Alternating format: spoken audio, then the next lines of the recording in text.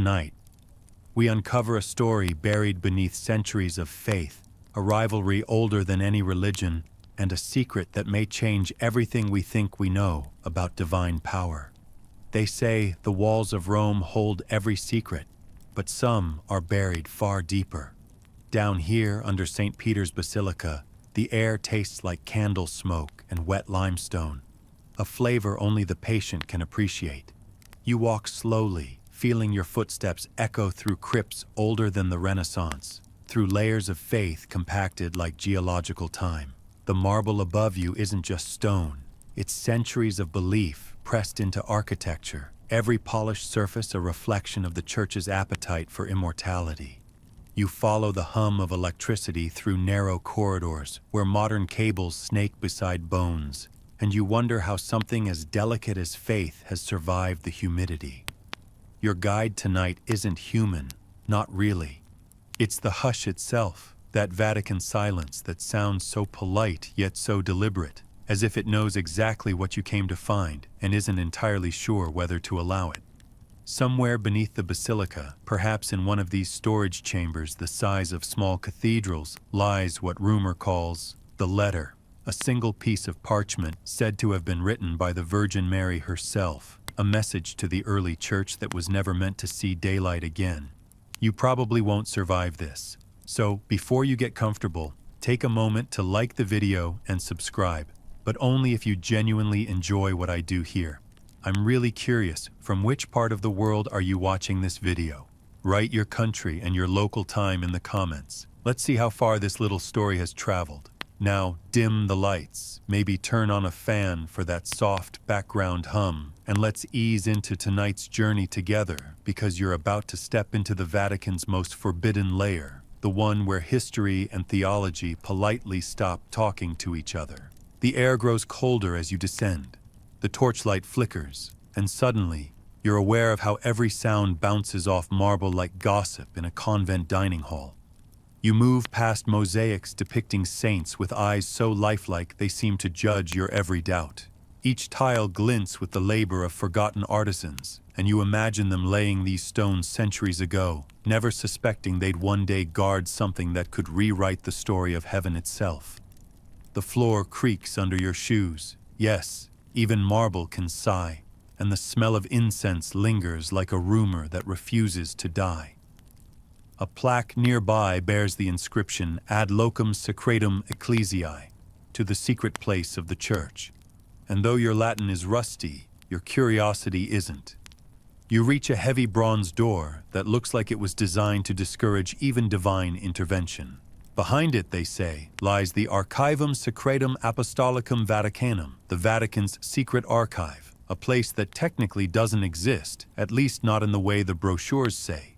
Fun fact, in 2019, the Vatican tried to rebrand it, renaming it the Apostolic Archive to sound less like a Dan Brown subplot, but you and I both know that words can't erase centuries of suspicion. Scholars claim it holds 85 kilometers of shelving, containing everything from papal bulls to love letters from kings. But what truly matters hides between the lines.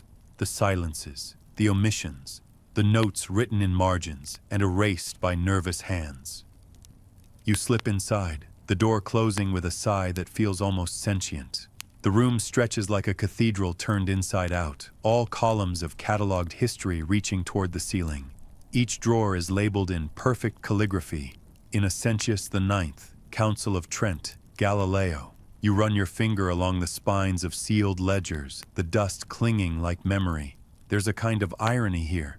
The most sacred institution on earth hoarding its most sacred doubt in a basement, as though heaven itself needs a filing system. Somewhere within this labyrinth of parchment and secrecy, archivists once catalogued an entry marked only as Epistola Mariae ad Ecclesiam Romanam, the letter of Mary to the Church of Rome. No record of it exists today, except for a vague mention in a 15th century inventory that later disappeared in what official reports call an administrative reorganization, which is Latin for somebody panicked. As you wander deeper, a faint hum fills the silence, not divine, just the steady pulse of dehumidifiers fighting a losing battle against eternity. The fluorescent light above buzzes like a lazy cherub. Your eyes adjust to the dimness, and you notice an alcove that doesn't appear on any of the diagrams. The kind that exists because someone wanted it forgotten. The walls curve inward, forming what looks like an old ossuary, yet there are no bones, only stacks of boxes bound in red silk ribbons. You untie one and lift the lid carefully. Inside are letters from bishops long dead, their handwriting spidery and proud. One parchment catches your eye, a note dated 431 AD, signed by Theodosius II, referencing the Council of Ephesus, the same council that officially declared Mary Theotokos, Mother of God. That's your historical fact tonight. In 431, the Church formally recognized Mary not just as Christ's mother, but as the bearer of divinity itself. The declaration ended one of early Christianity's fiercest theological feuds, though scholars still debate whether it was faith or politics that won the day. But as you read Theodosius's elegant Latin, a single marginal note leaps out. Her voice was heard, but not her words. Strange, isn't it? A note about a voice that supposedly never spoke. You glance around, the vault suddenly feeling more claustrophobic. The walls seem to breathe, a slow, damp inhalation. You imagine monks centuries ago walking these same corridors, carrying candles and secrets in equal measure. One of them, perhaps, stumbled upon a letter that didn't belong, a parchment written in ink too blue, too human. Rumor has it that Mary's letter wasn't divine revelation or prophecy, but a plea, a human cry from a mother watching her son's story twisted by empire. It's said to have questioned not faith itself, but the machinery of faith, asking the Church to be whether it remembered the difference between devotion and control. Of course, that's the kind of thing you burn immediately if you're a medieval cleric with job security. But history is stubborn. Even ashes leave stains. You lean against a stone column and feel something etched into its surface. Faint carvings of letters half erased by centuries of fingers brushing against them. You trace them carefully. Greek, not Latin. The phrase reads, "Phon tes Parthenou," the voice of the Virgin. Maybe coincidence. Maybe graffiti from a bored monk. Or maybe the closest thing to confession the Vatican ever allowed into its basement. You look up at the small camera dome blinking red in the corner. Yes, even holiness needs surveillance. And whisper to yourself that you're probably on someone's monitor right now. Somewhere, an archivist sipping espresso is wondering why a stranger is reading a 4th century emperor's mail at 2 a.m. You move on. The deeper chambers smell of wax and mold, of pages that haven't breathed air since Michelangelo's apprentices were in diapers. One shelf contains jars of what looks like sand, labeled with dates from the Crusades. Soil taken from Jerusalem, they say, to be used in papal coronation rituals. Another holds relics wrapped in linen and tagged with phrases like non probatum, not verified. The Vatican keeps even its uncertainties organized. A tiny desk lamp illuminates a modern note clipped to one box. Do not open without authorization of the prefect. Naturally, you open it. Inside lies a brittle page, folded and sealed with faded blue wax. The handwriting is unlike anything else here, looped, fluid, feminine. You can almost imagine the hand that wrote it trembling between awe and defiance.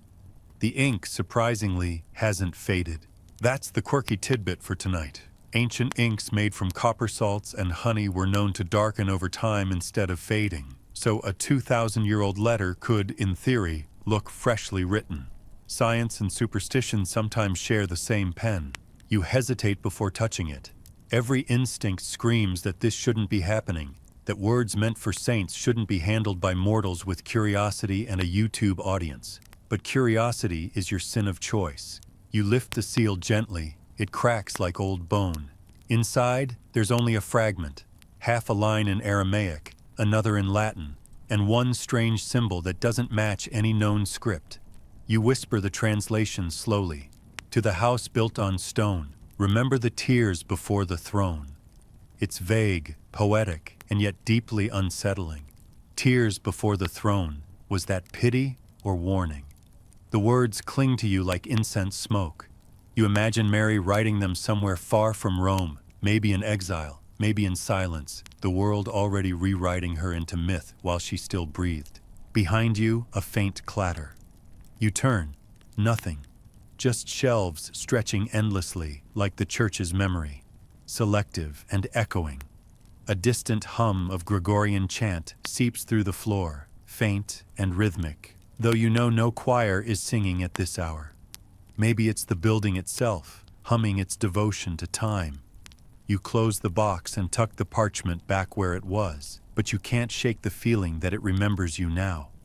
Faith, after all, is built on remembering things you can't prove. As you retrace your steps, you notice a small bronze plaque above a doorway. Archivista Perpetuus, Semper Vigilans, the eternal archivist, ever watchful.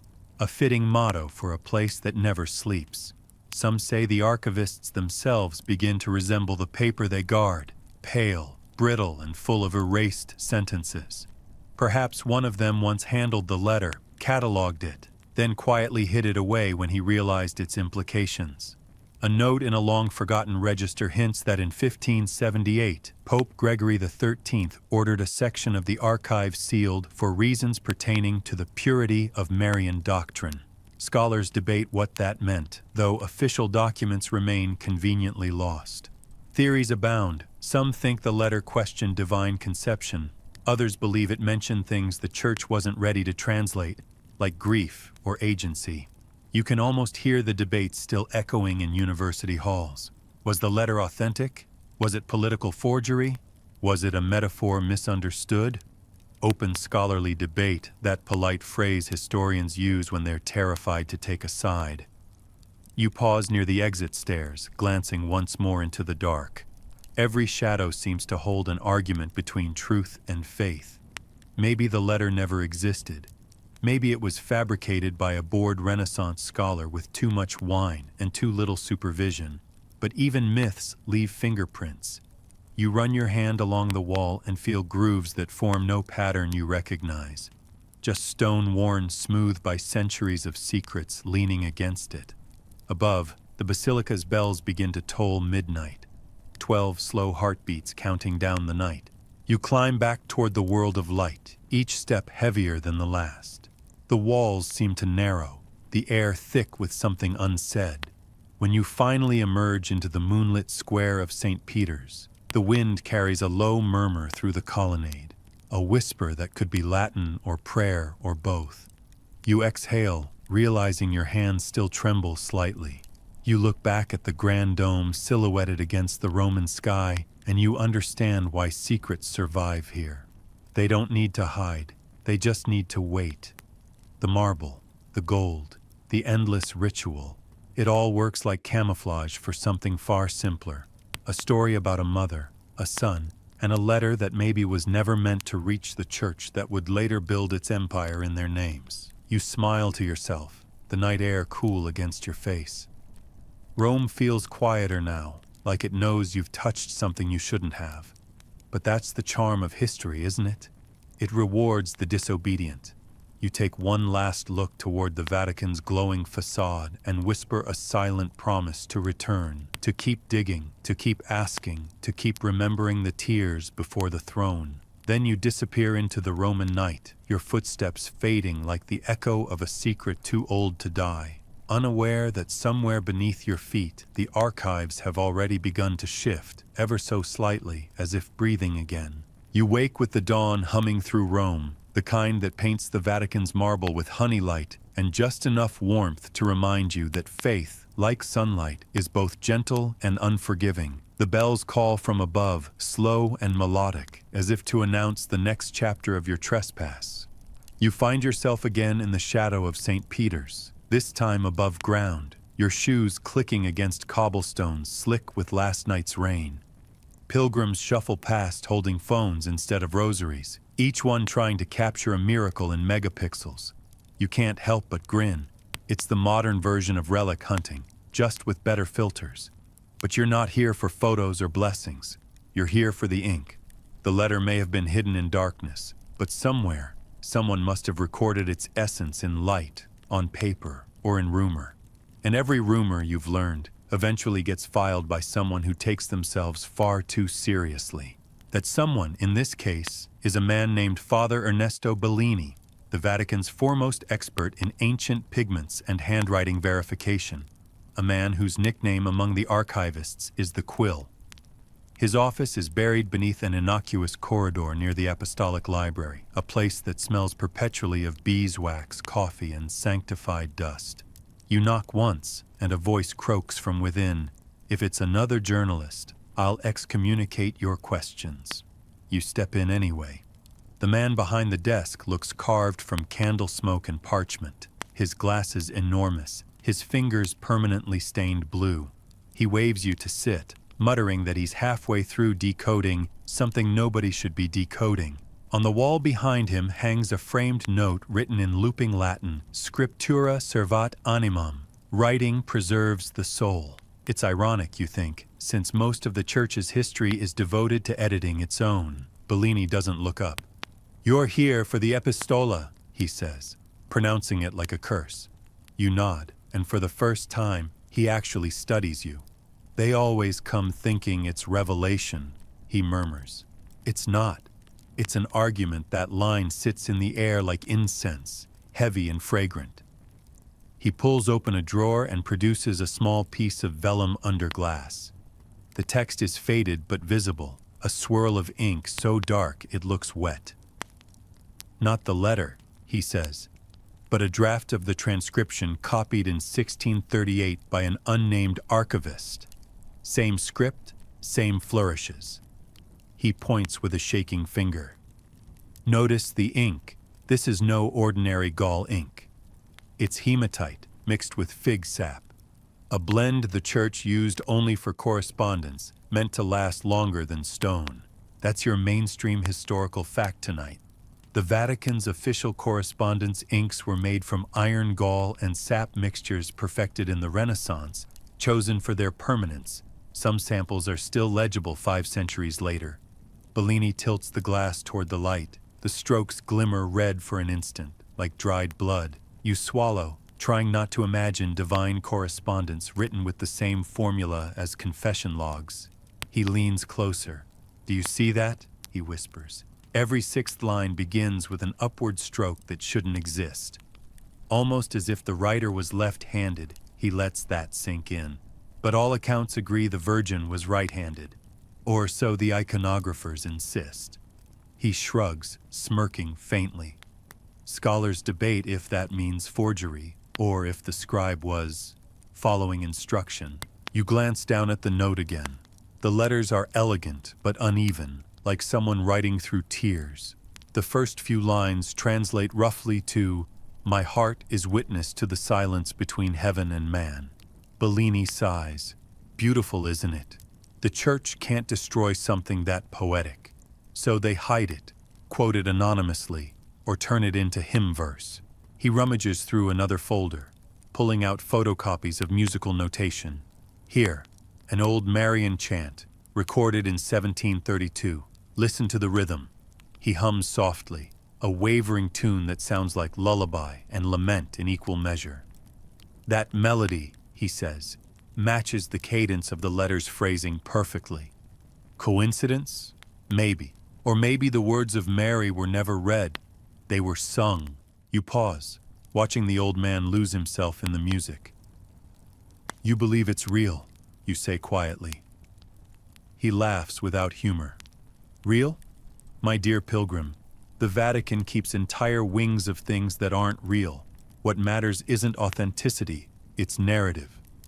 He gestures toward the shelves behind him, stacked with codices bound in cracked leather.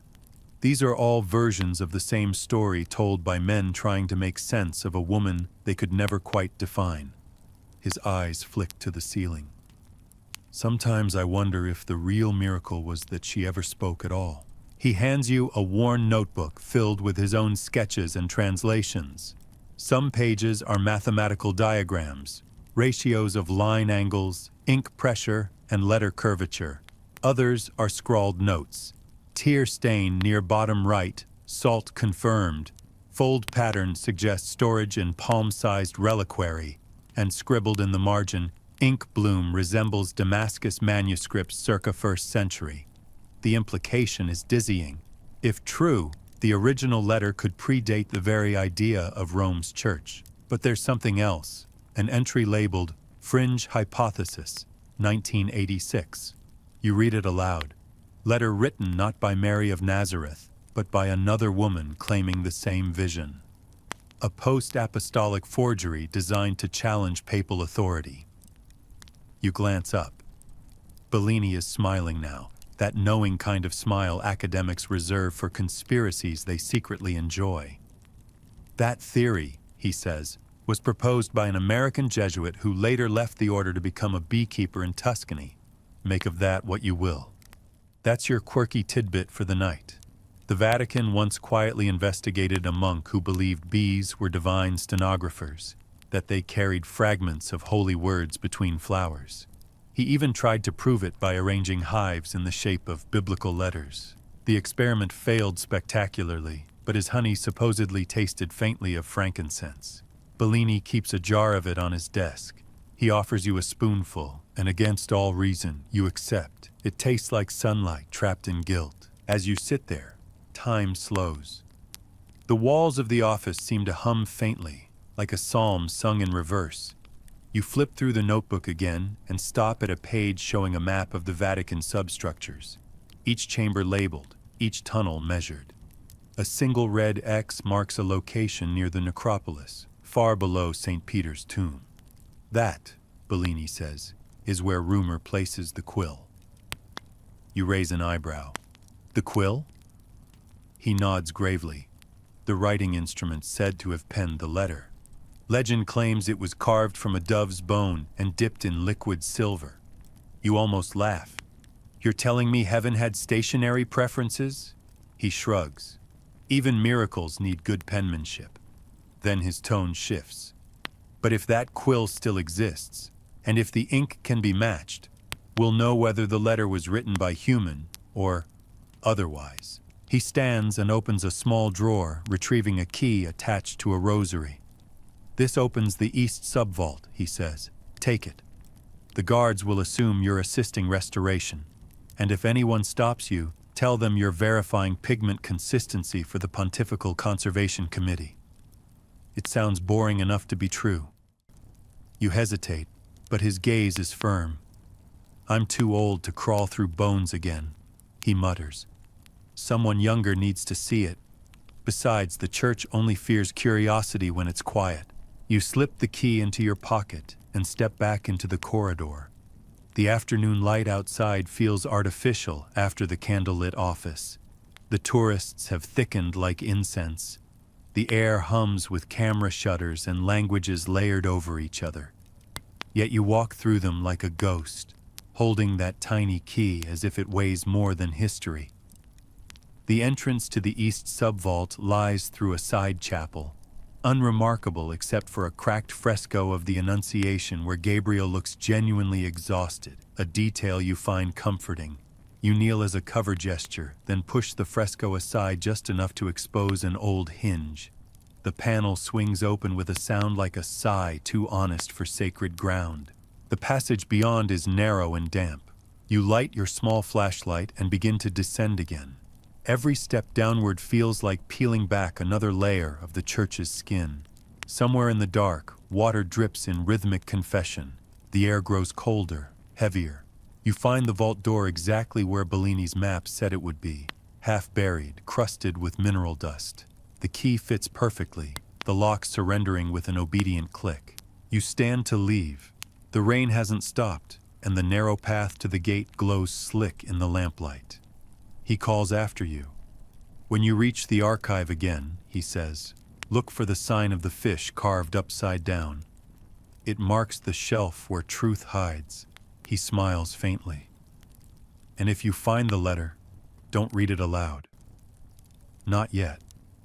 You promise, though even as you say it, you know you're lying. Some promises exist only to make guilt interesting. You step out into the rain, the convent door closing behind you with a sigh that sounds almost relieved.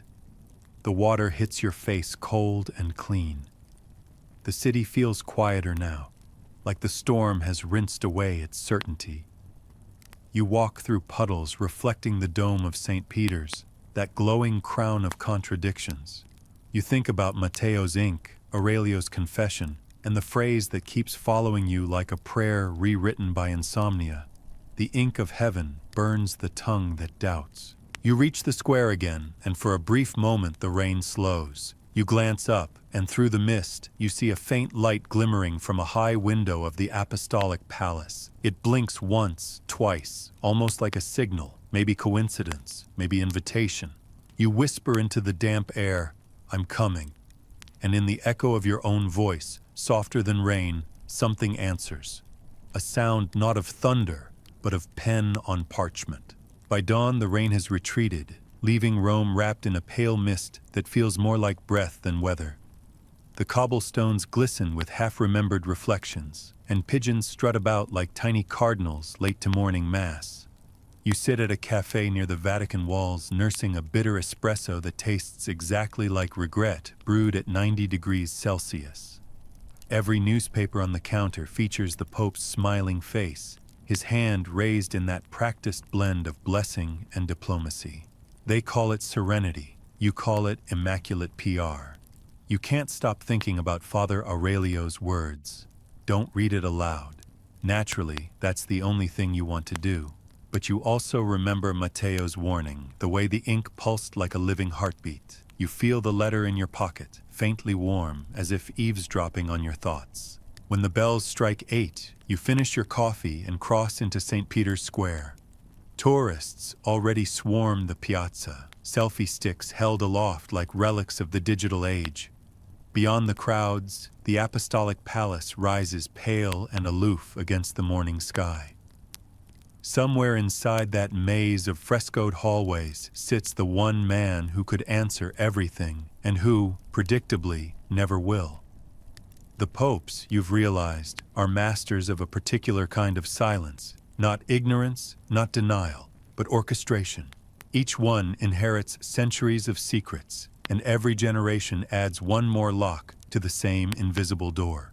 Your contact for today is Monsignor Valente, the Pope's personal secretary, a man rumored to sleep standing up so as not to wrinkle his cassock. You meet him under the bronze canopy of Bernini's colonnade, where sunlight slices through the arches like divine interrogation. "You're the researcher Father Bellini recommended?" he asks without enthusiasm. His voice is crisp, bureaucratic, entirely devoid of melody. You nod, presenting a forged credential stamped with a very real seal that Bellini forgot to return years ago. Valente scans it, then gestures for you to follow. Inside, the palace corridors stretch endlessly, marble upon marble, history polished until it forgets it was ever alive. Valente walks quickly, murmuring dates and formalities you barely catch. You pass portraits of popes gazing down with that same unnervingly patient expression, the look of men who know too much and intend to die with it. One of them, you notice, has a small scroll painted into his hand, its seal blue, its Latin inscription faded to near invisibility. Epistola Mariae. You pause, but Valente doesn't. "Commissioned by Pope Pius IX," he says over his shoulder. Symbolic, of course. The so-called Marian letter is apocryphal nonsense. That's your mainstream historical fact tonight. In 1854, Pius IX issued the dogma of the Immaculate Conception, declaring Mary free from original sin, a move that consolidated papal authority but also silenced competing interpretations of her humanity. Officially, no such letter ever influenced his decree. Unofficially, archivists whisper that a certain document circulated among his advisors before being locked away under papal seal. Every pope denies reading it, Valente says, as though reciting catechism, which usually means they read it twice.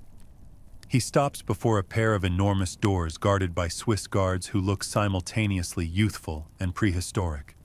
"Wait here," Valente says, disappearing inside. 10 minutes stretch into 20. You study the mosaic floor, each tessera shaped like a miniature sermon. When the door opens again, Valente gestures for you to enter. "His Holiness is indisposed," he says. but Cardinal Marchesi will receive you instead. The room is smaller than expected, less throne, more study. Cardinal Marchesi sits behind an ornate desk cluttered with neatly stacked dossiers. He smiles with the effortless warmth of someone who practices sincerity as performance art. "So," he says, "you're the one chasing ghosts." You start to explain, but he interrupts with a raised finger. "Please, no academic preamble. Everyone who comes here believes they've found the unfindable. Tell me, what makes you different? You think of Matteo's ink, Aurelio's confession, the faint heat of the letter against your ribs. I'm not trying to prove it exists," you say quietly. "I'm trying to understand why everyone's afraid it does." Marchesi studies you for a moment, then chuckles. "Good answer. Dangerous curiosity." He opens a drawer and removes a thin folder. Inside is a single photograph, black and white, grainy, dated 1951. It shows a small parchment fragment laid out on velvet. Across it, a single line of script glows pale even in monochrome. "This image," he says, "was taken during a brief recataloguing of the secret archive under Pius XII. The fragment vanished 2 days later. The photographer joined a monastery in silence shortly after. No further comment, he slides the photo toward you. You see the problem. A story like this, if declared authentic, would not strengthen faith. It would personalize it. And personal faith," he sighs, "is ungovernable." That's your quirky tidbit tonight. One Vatican memorandum from the 1950s actually classified certain mystical writings as pastorally destabilizing. Among them was a letter of unknown provenance referencing the Mother of God. The file vanished after being misfiled under meteorological correspondence. Bureaucracy, it seems, performs miracles daily. You ask the cardinal if he believes the letter was real. He leans back, fingers steepled. "Belief is a word for those who can afford doubt," he says. "I prefer necessity. The church requires mystery as lungs require air." He gestures toward the window, where sunlight glints off St. Peter's dome. Without unanswered questions, there is no obedience. Every pope understands this. Silence isn't deception, it's oxygen. He stands and crosses to a cabinet, unlocking it with an ornate key. Inside lies a row of sealed envelopes, each bearing a papal crest and a date spanning 5 centuries. Copies of papal memoranda referencing the legend, he explains. Benedict XIV dismissed it as symbolic. Leo XIII ordered all Marian apocrypha cross-indexed with astrology to discredit them. John XXIII reportedly wept after reading a translation, then burned it. Yet each left a note saying it must never be destroyed entirely. We call that papal schizophrenia. His laugh is dry but not unkind. Faith makes for poor archivists. You notice one envelope set apart from the rest, its wax seal cracked. "May I?" you ask. Marchesi hesitates, then nods. Inside lies a handwritten note on Vatican letterhead dated 1978, the brief papacy of John Paul I. The text is simple. If the letter is genuine, then mercy is older than doctrine. You glance up, and Marchesi's expression has softened. "He died 2 weeks after writing that," he says quietly. "Heart attack, officially." He closes the cabinet. You understand why silence is easier. The clock on the wall chimes softly. Marchesi's eyes drift toward the door. "Monsignor Valenti will escort you out. But take this," he hands you the photograph. "A souvenir of impossible things." You thank him, though the words feel too small. As you turn to leave, he adds, almost gently, "If you find it, don't bring it here." The church already knows what it says. Outside, the hallway feels colder. Valente reappears, face unreadable. He leads you through the corridors back toward daylight. Just before the final door, he stops. "You spoke with the cardinal?" he asks. You nod. He hesitates, then says quietly, "He's right, you know. They all read it, every one of them, but none could speak of it." You study his face. "Why tell me this?" He shrugs. "Because confession isn't only for sins. Sometimes it's for burdens too heavy to keep holy. He opens the door, and sunlight floods in, blinding. You step into the square again, blinking against the brilliance. The crowd moves like a tide of devotion, every camera raised toward the same balcony. A trumpet sounds, and the papal curtains flutter. The Pope steps forward, smiling, arms wide. The crowd roars approval, their faith echoing off marble and sky. You watch him, that small white figure framed in gold, and wonder if he feels the same chill that runs through you now, the weight of words unsaid pressing behind the facade of holiness. Then, just as he begins to speak, something peculiar happens.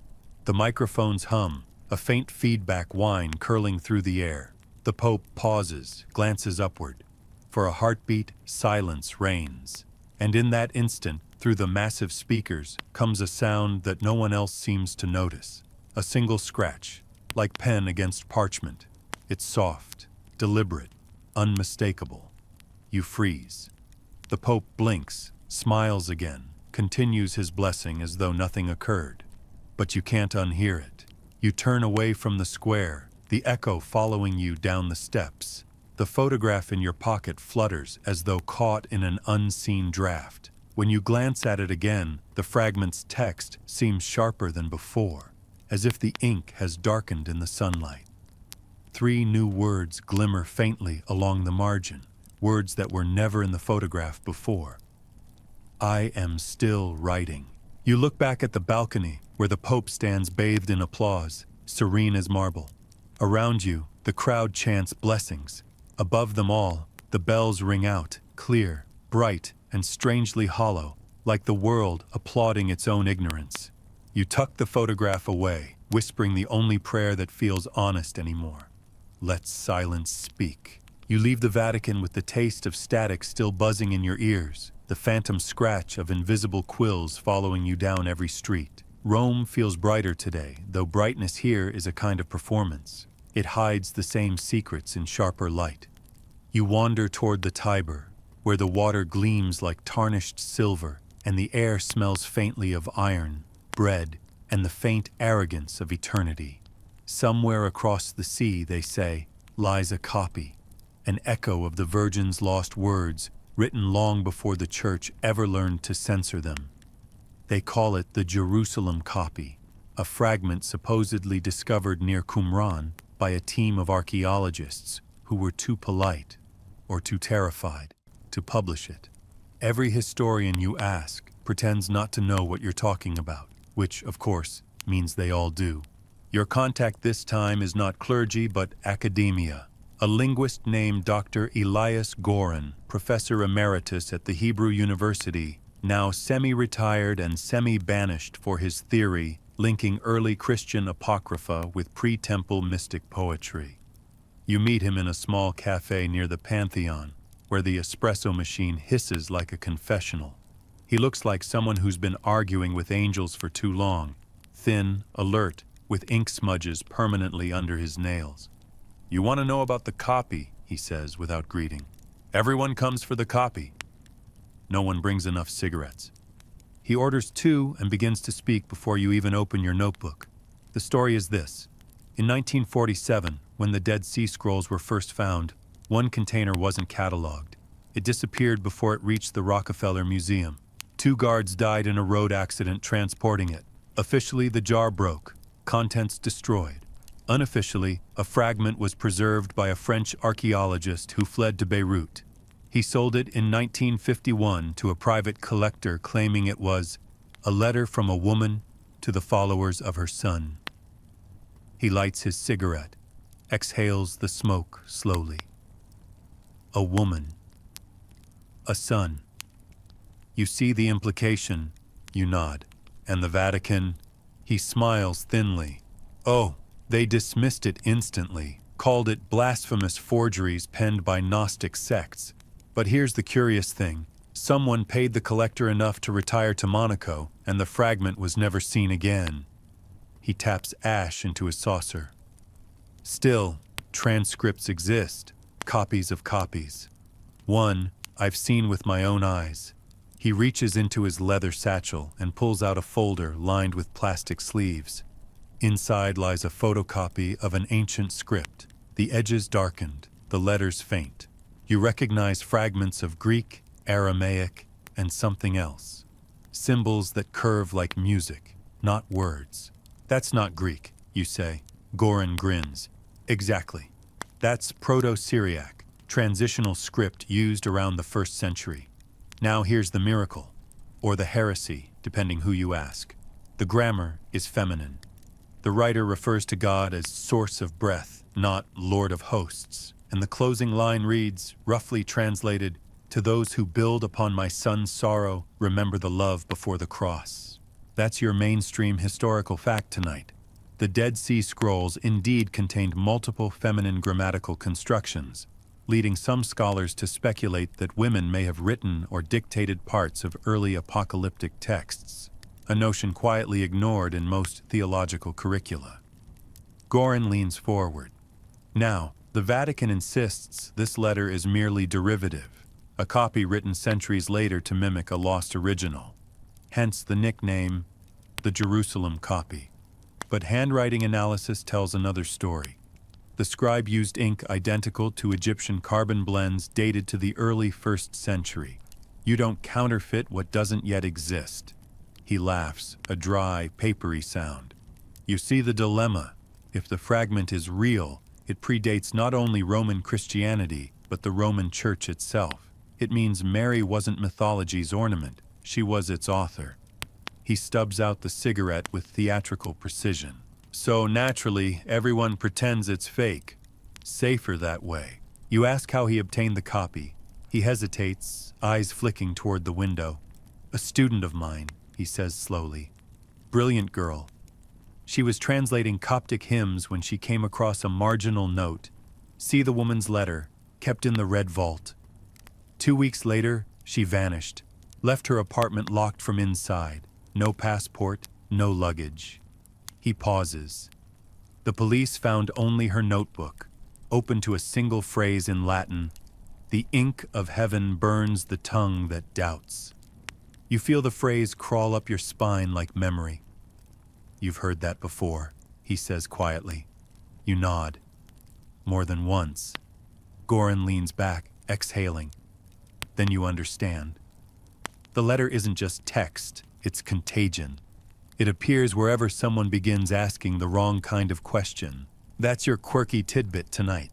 Among conspiracy-minded archivists, there exists a tongue-in-cheek term, scriptural hysteresis, meaning documents that reappear after destruction. Some claim the same manuscripts surface across centuries with identical handwriting, as if time itself keeps carbon copying faith. Goran calls it the bureaucracy of divinity. He refills his cup, the spoon clinking like punctuation. "Do you want to see something else?" he asks. You nod. He unfolds a small parchment scrap sealed inside clear resin. The letters are nearly invisible, but under the cafe's warm light, you catch faint silver glimmers. "Not ink," he says. "Silver nitrate mixed with crushed lapis. The ancients sometimes wrote sacred names in metallic script, so they would shine before God. But this is excessive, almost vain. Whoever wrote this wanted heaven's attention." You tilt the resin toward the light and whisper the first few letters aloud. Goran's hand shoots out, gripping your wrist. "No," he hisses. "Never speak it." The syntax activates a sound pattern, something between chant and curse. Scholars at Qumran tested phonetic readings. Every microphone burned out. We called it coincidence. The believers called it proof he releases you, suddenly weary. You see? Even now, I sound like one of them. He looks at his watch. "Listen, I must warn you, 2 months ago, a Vatican representative visited me under the guise of an academic liaison, asked if I still handled Marian material. I said no. The next day, my university email was deleted, my office emptied. They don't arrest you anymore. They erase you politely. Outside, thunder murmurs over the city again, though the sky is blue. You thank him for his time. He waves it off. Just remember, he says, every sacred story has a twin. The church keeps one for doctrine, the earth keeps one for memory. When you find the second, you'll know which version God actually reads. As you step into the sunlight, your phone buzzes, a message from an unknown number. It contains a single image, a scanned document bearing the Vatican seal. The heading reads, Commissione de Textibus Dubiis, Jerusalem Copy Investigation. Below it, one handwritten note, Retrieve before nightfall. Subject unclassified.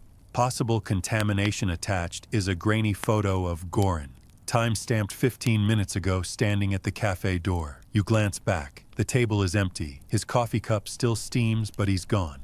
You sit for a moment, heart thudding, staring at the empty chair. The resin-encased fragment lies where he left it, gleaming faintly in the afternoon light. You pick it up. The silver letters seem to shimmer in rhythm with your pulse. Without quite meaning to, you slip it into your bag. When you look again at your phone, the message has vanished. Deleted? Maybe. Maybe retrieved. You walk aimlessly through the narrow streets toward the Tiber. Rome hums as though its stones are conspiring. The fragment vibrates slightly against your side. Imagined, you tell yourself. Just nerves. Yet when you pass a group of nuns, one glances at your bag and crosses herself, murmuring something under her breath that sounds suspiciously like Latin for preserve the tongue. By the time you reach the riverbank, the sun is low. You pull the fragment out again, holding it to the fading light. The silver letters glow like captured dawn. You think of Goran's student, of the line she left behind. The ink of heaven burns the tongue that doubts. You whisper it once, not as prayer but as challenge. The wind stirs violently, and for a heartbeat, you smell smoke, not fire, but the scent of something ancient waking up. You tuck the fragment away and head back toward the Vatican, because that's what curiosity always does. It returns to the scene of the first silence. Somewhere beneath that dome, there's a red vault waiting, a monk's warning echoing in your head, and maybe, if you listen hard enough, the faint scratch of a quill still writing history in real time. The lab is nothing like the Vatican.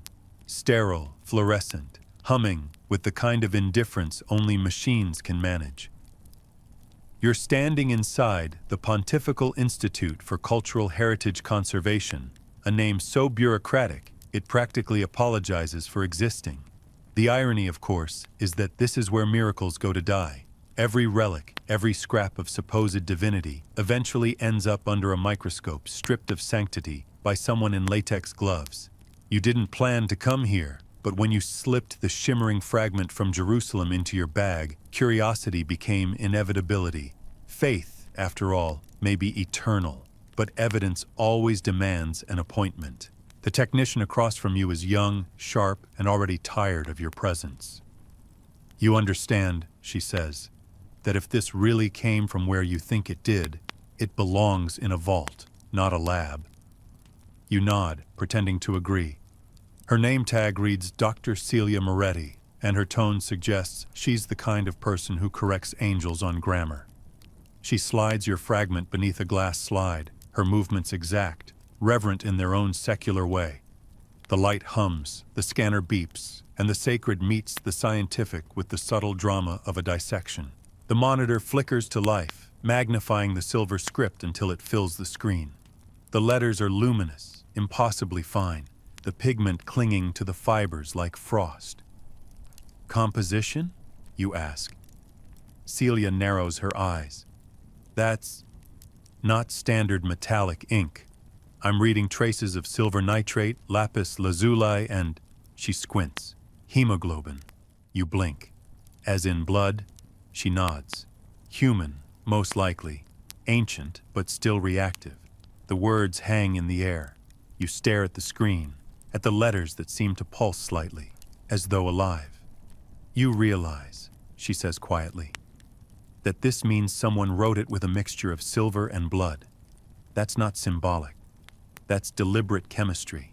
That's your mainstream historical fact tonight. Some medieval illuminators, particularly in Byzantium, actually mixed blood with pigment for sacred manuscripts, believing it strengthened the text's divine protection.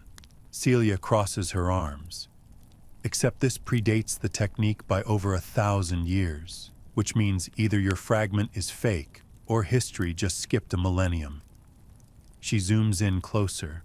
The ink particles scatter light in rhythmic patterns, forming tiny spirals invisible to the naked eye. It's almost as if, she pauses, someone embedded a code. You lean in. A code? She nods. Not letters, frequencies. The pigment refracts specific wavelengths of light. It's practically humming. She adjusts the settings, and through the microscope speaker comes a faint, tonal vibration, like a single sustained note from a choir. Sound? You whisper. Celia nods. Ink shouldn't sing, she murmurs. But apparently, this one does. She records the frequency and runs it through her software. The waveform appears on screen, jagged, irregular, but repeating every 7 seconds. 7, the biblical number of creation. If this is intentional, Celia says, whoever wrote it encoded meaning into light itself. She chuckles nervously. That's either brilliant or blasphemous.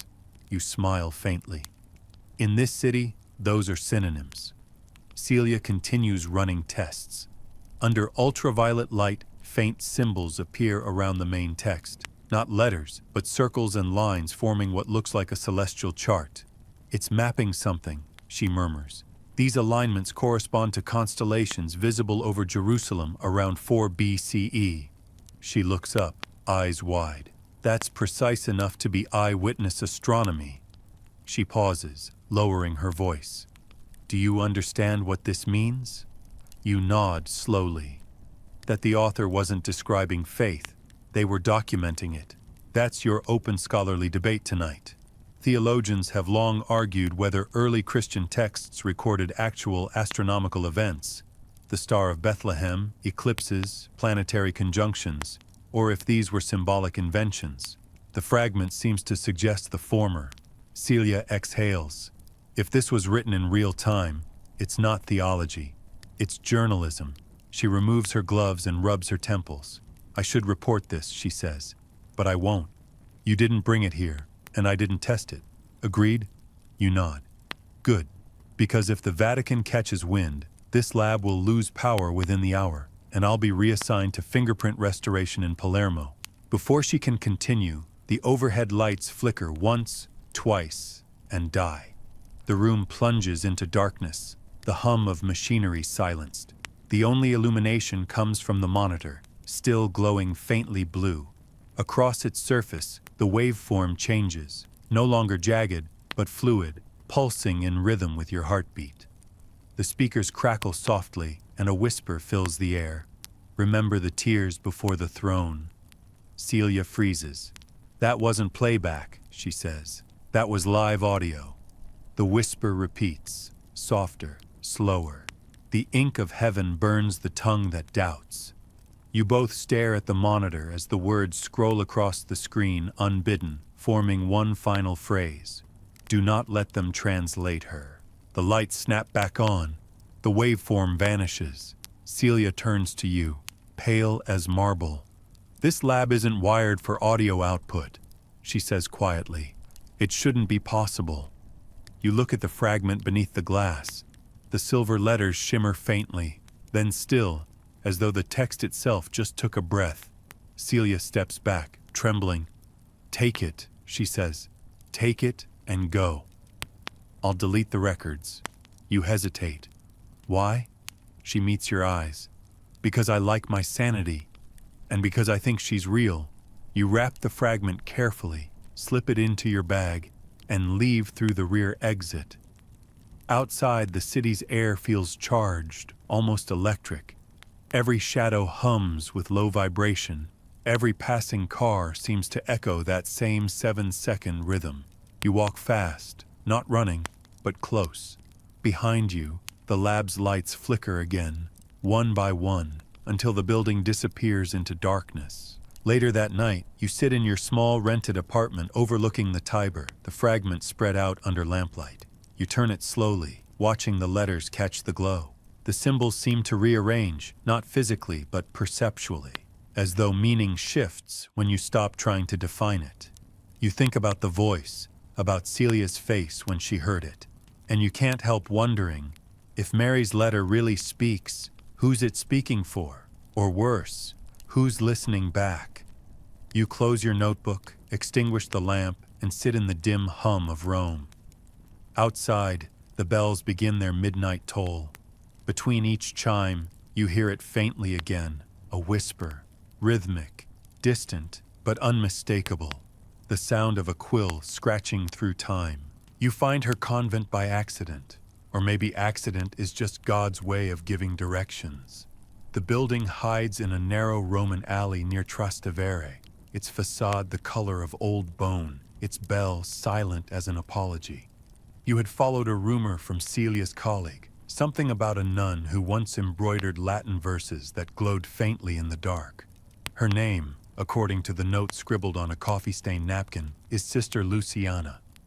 Retired, reclusive, and reportedly immune to threats, she had been a seamstress for the Vatican's liturgical vestment office in the 1960s, a post where silk and secrecy were stitched with equal care. Inside, the air smells of beeswax, lavender, and rain trapped in stone. A young novice leads you through a cloister draped in wisteria to a small room overlooking an inner courtyard. There she is, tiny, nearly translucent, her veil more memory than fabric. She sits behind a wooden table, working thread through cloth with the patience of someone sewing eternity back together. "You've come for the letter," she says without looking up. "It's not a question. You sit." Her needle flashes in the light, the rhythm steady and almost musical. "I only made vestments," she continues softly, "but sometimes they sent scraps of parchment from the archives, old, brittle pieces, to be reinforced with silk linings before exhibitions. One had writing on it so faint you could mistake it for dust. When I held it to the window, it glimmered like silver veins. I traced the pattern to stabilize the fibers, and when I finished, the words reappeared, stitched in the thread itself." She pauses, thread caught midair. "That's when I realized I had copied something I wasn't meant to see. That's your mainstream historical fact tonight. The Vatican really did employ skilled nuns in the 20th century to restore deteriorating manuscripts by layering them with silk mesh, a technique called relining, developed after World War II to preserve bomb-damaged archives. What Sister Luciana adds is the part history left out, that sometimes preservation becomes resurrection. She gestures toward an antique cabinet against the wall, a simple piece of walnut furniture, its drawers carved with small crosses. "I kept what was left," she whispers. "Only a pattern, not words. They told me it was decorative filigree, but if you follow the lines, they form letters, tiny, hidden in the weave." You approach the cabinet. A small brass key hangs from her neck on a cord of red thread. She hesitates, then removes it, pressing it into your palm. "You may look," she says, "but promise me you will not unmake what was made for silence. You promise, though silence has never been your strength." The drawer opens with a sigh. Inside lies a folded piece of pale linen embroidered with gold and blue thread. At first, it seems random, spirals, vines, constellations. Then you notice the repetition, the same 3 symbols stitched again and again in varying order: circle, line, flame. You glance at her. "Letters?" She nods. "A cipher. I copied only what I saw, never knowing what it said. But every time I finished a pattern, something in the convent changed. Candles flickered without draft. Ink dried before the pen touched it.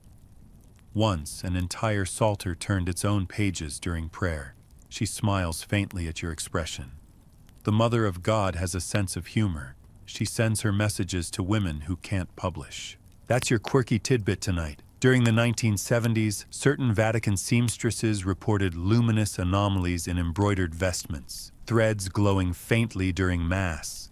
The reports were dismissed as reflections from camera flashes, but the garments were quietly archived.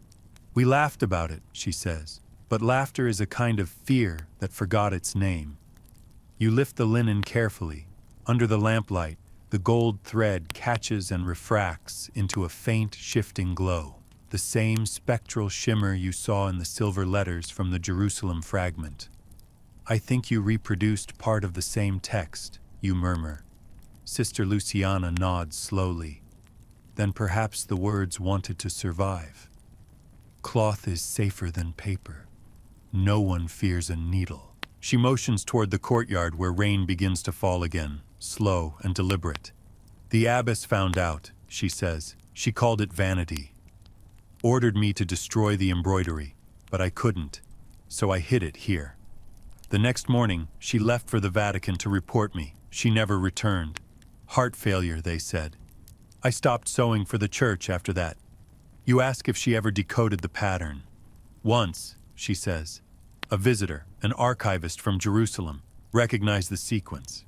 He said it was an Aramaic refrain, meaning the word waits for the listener, not the reader. He begged me to give it to him, said the Vatican needed to correct the translation. I refused. That night someone broke in. They searched the drawers but took nothing. Perhaps they feared it. The rain intensifies, tapping against the window like impatient fingertips.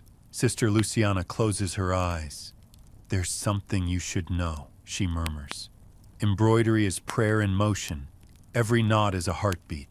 Sometimes, when I stitched late at night, I felt another rhythm beneath mine, as though someone else was guiding the needle. When the pattern was complete, I heard a voice. She opens her eyes, clear and unwavering.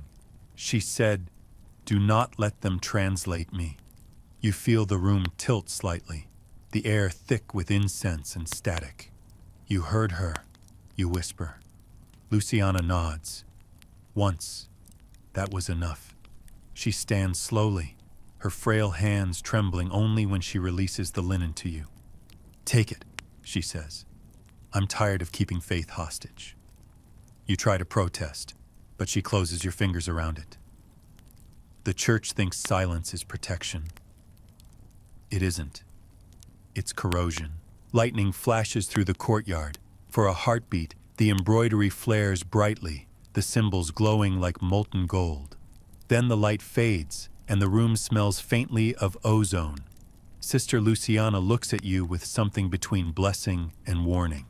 Every word she ever wrote was meant to be heard, not kept, but sound travels farther than faith. You thank her quietly and step back toward the door. She turns to the window, whispering a prayer you can't quite catch. As you leave the convent, the rain stops abruptly, as if the sky itself paused to listen. Back in your rented room, you lay the embroidery on the table beside the silver fragment. Under the same lamplight, the two artifacts hum in harmony, the stitched gold thread pulsing faintly every 7 seconds, the fragment answering with a soft shimmer. You realize they are communicating, not through language but rhythm, light and thread, faith and code. A dialogue older than doctrine. You whisper the refrain from the Jerusalem fragment. Remember the love before the cross. The threads brighten once, then fade. You lean back, exhausted, exhilarated, terrified. Somewhere in the city, a bell rings 12 times. On the 12th toll, you think you hear another sound layered beneath it, a needle sliding through fabric, steady and patient, like a heartbeat learning to speak again. Rome sleeps uneasily tonight, the sky stitched with low clouds that refuse to leave, as if even the weather knows too much.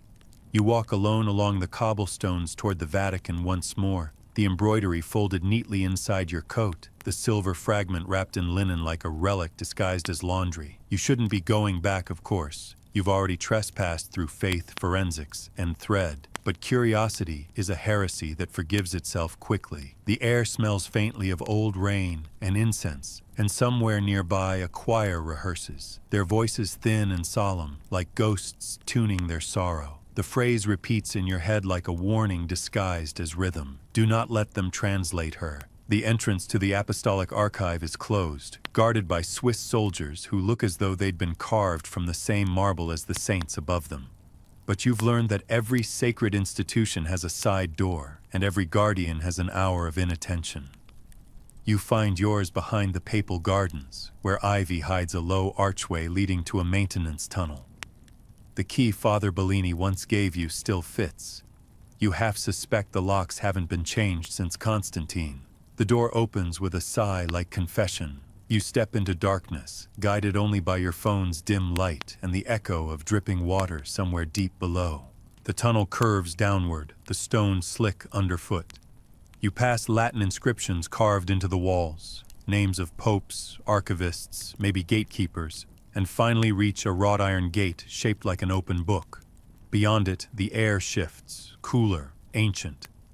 You're standing before the Borgia wing, the section rumored to hold materials so inconvenient they were exiled from the official archive. No public record acknowledges its existence. That's how you know it's real.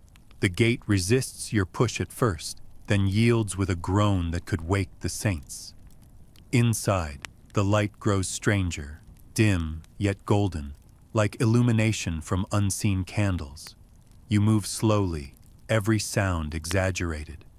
The shelves rise high, each stacked with volumes bound in leather darkened by centuries of hands. Some are labeled in Latin, some in Greek, a few in languages you don't recognize.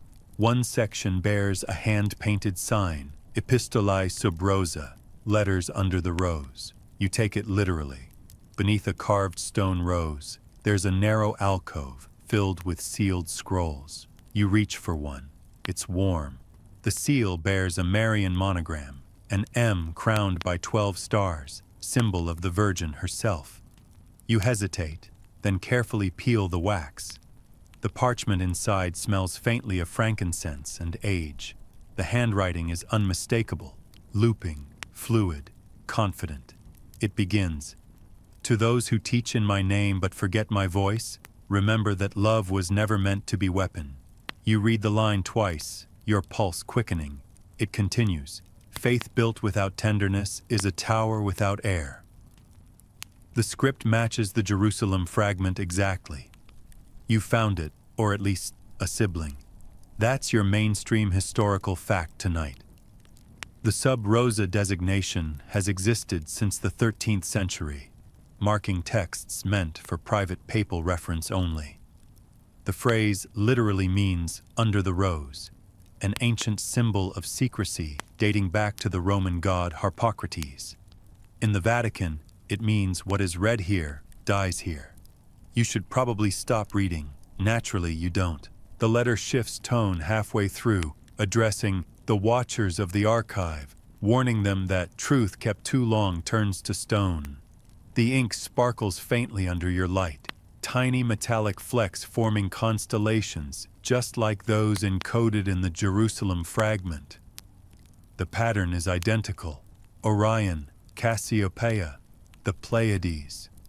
The same stars that would have hung above Jerusalem around the 1st century. You realize with a jolt that this isn't just text, it's a timestamp written in the sky. You hear something, a faint footstep echoing through the stacks. You freeze, extinguish your light, and listen. The air hums softly, rhythmic, not mechanical, almost like a low chant. You follow it deeper into the wing, where the aisles narrow and the dust grows thicker. The chant becomes clearer now, human voices rising and falling in a language too old for Latin. Then, in the gloom ahead, you see them. 5 figures in dark robes standing around a reading table, each holding a candle, their faces obscured by hoods. The center of the table glows faintly, the same blue-silver hue as your fragment. You move closer, soundless. On the table lies another parchment, larger than the one you hold, its surface alive with shifting light. The hooded figures chant, the syllables rolling like waves. One voice leads, low and resonant. Scribitur ad hoc. The others answer, "It is written forever." You recognize the words. It is still being written. It is written forever. You inhale sharply, and the sound betrays you. The chanting stops. 5 heads turn in perfect unison, candle flames flickering with the motion. You back away slowly, raising your hands instinctively. The leader steps forward, lowering his hood. To your surprise, it's not a priest at all. It's a woman, middle-aged, eyes sharp as glass. Her voice is calm. "You shouldn't be here." "I'm just looking," you manage. She studies you for a moment, then gestures toward the parchment you carry. "You have part of it." Her tone softens. "We've been waiting." You blink. Waiting for me? She nods. For anyone who still listens. She motions toward the table. Bring it. You hesitate but obey. The parchment you found earlier hums faintly as you lay it beside theirs. The two pieces align perfectly, words flowing seamlessly across the seam, the constellations joining like halves of the same sky. Light spills upward, illuminating the ceiling in shifting patterns of stars and text. The woman whispers something you barely hear. The letter completes itself when it's read by faith, not permission. That's your quirky tidbit tonight. Certain Vatican archivists really do form informal study circles known as pilgrims of the Forbidden Library. Lay historians and scholars granted limited after-hours access to restricted materials, bound by private oaths of silence. Officially, they don't exist. Unofficially, they've been responsible for rediscovering everything from Galileo's letters to suppressed Renaissance treatises on women's theology. You appear to have just stumbled into their latest meeting. The parchment's light grows brighter, casting their faces into a strange serenity. The woman turns to you. You've heard the phrase, haven't you? The warning? You nod. Then you already know the risk. She glances at the ceiling. The church forgets that silence has a resonance. Every word suppressed finds a new surface to echo from. We're just custodians of those echoes. The stars projected above you begin to swirl, the Latin lines morphing into patterns that resemble sound waves. One line flashes brighter. Remember the love before the cross. You whisper it aloud. The candles flicker violently. The parchment on the table trembles as though caught in a wind. The woman grabs your wrist. Enough! The light vanishes. Darkness swallows the room. When your eyes adjust, the parchment is gone. In its place lies a single feather, silver-tipped, gleaming faintly. The woman exhales, half in awe, half in fear. She's rewriting again, she murmurs. Each time someone reads the letter, it changes. That's why we guard it, not to keep it secret, but to stop it from erasing us. You stare at the feather. Then why let me see it? She smiles, weary but kind, because curiosity is the last honest prayer. She extinguishes her candle, plunging the room into darkness. Leave before the guards change shifts, she says, and whatever you do, don't bring the feather into sunlight. You slip it into your coat pocket, the faint metallic warmth pulsing against your chest. As you climb the stairs back toward the night, the echo of the chant follows you, 5 voices layered in eternal counterpoint. Scribiter adhuc, scribiter in aeternum. It is still being written. It is written forever. When you emerge into the cool Roman air, dawn is breaking again. You look back once toward the basilica's silhouette and whisper, maybe faith is just unfinished handwriting. The city doesn't answer, but somewhere below, you can still hear the quiet scratch of a quill writing history where no one dares to read. You don't go home right away. Sleep feels dangerous now, like closing your eyes inside a story that's still writing itself. Instead, you wander through the quieter alleys of Rome, the feather hidden inside your coat, the embroidery folded like contraband scripture against your chest. The city is awakening. Espresso machines hiss like impatient serpents, and street vendors set up tables of souvenirs that look like faith turned into keychains. You keep walking until you find yourself before a chapel you've never noticed, a small, forgotten building wedged between a bakery and a bookshop, its facade cracked, its door half ajar. A sign carved in faded Latin reads, Domus Speculorum Marianorum, House of Marian Mirrors. Inside, the air is cool and smells faintly of candle soot and roses. Light seeps through narrow windows, refracting across hundreds of fragments of old mirrors mounted on the walls. The effect is dizzying, dozens of tiny reflections of you, all moving slightly out of sync, as if each one is half a second late in understanding what you've done. A priest stands near the altar polishing a piece of glass. He looks up as you enter and smiles with the kind of calm that makes you instantly suspicious. You brought something that doesn't belong here, he says gently. You stiffen. How could you possibly? He gestures toward your coat. Because everything sacred hums differently. and this place hears hums. He sets the cloth aside and steps closer, his robes whispering against the floor. I am Father Anselmo. I keep the mirrors. The walls glitter faintly as if agreeing. What exactly are you keeping them from? You ask. He chuckles. From forgetting. He gestures toward the largest mirror above the altar. Its surface is clouded, silver peeling away like old skin.